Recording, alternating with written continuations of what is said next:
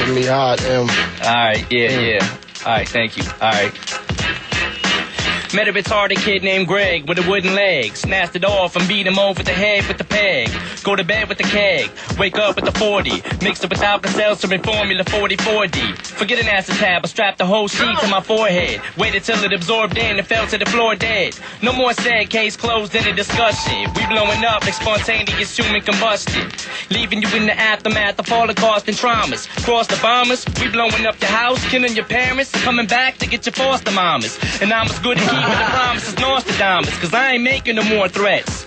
I'm doing drive-bys and tinted Corvettes on Vietnam war vets. I'm more or less sick in the head, maybe more cause I smoked crack today, yesterday, and the day before. Saboteur, walk the block with a Labrador, strapping more corral for war than El Salvador. Foul style galore, verbal cow manure, coming together like an eyebrow, and I'll be sure.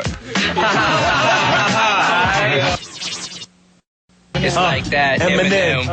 Eminem. Right, bust it. What?